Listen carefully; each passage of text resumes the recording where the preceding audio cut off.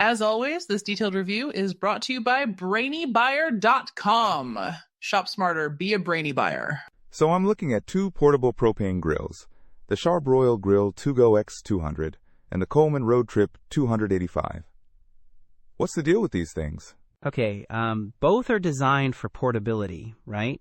But there are some key differences.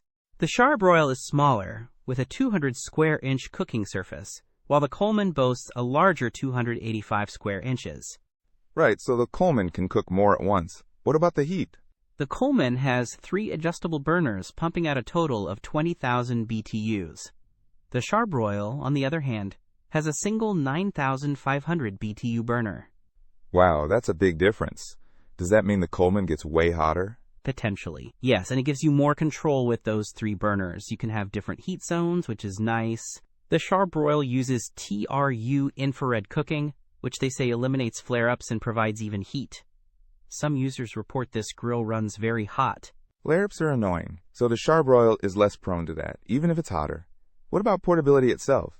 Both are portable, but the Coleman has quick-fold legs and wheels, making it super easy to set up and move around.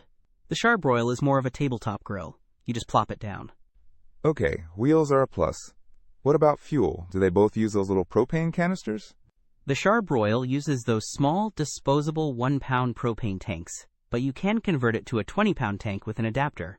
The Coleman actually includes a hose and adapter to connect to a standard 20-pound tank. So the Coleman is ready to go with a bigger tank out of the box. That's convenient and cheaper long term. What else?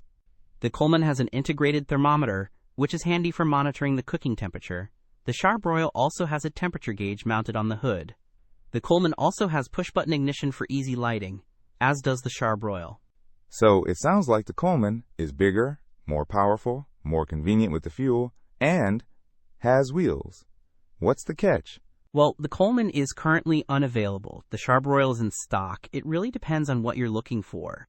If you need something right now and want a smaller, more tabletop-style grill, the Charbroil might be the way to go. But if you want more cooking space, more heat control, and easier portability with the stand and wheels, the Coleman seems better, assuming you can find one. Don't miss out on our next in-depth review to help you make smarter purchasing decisions. Hit that subscribe button and the notification bell so you're always in the know.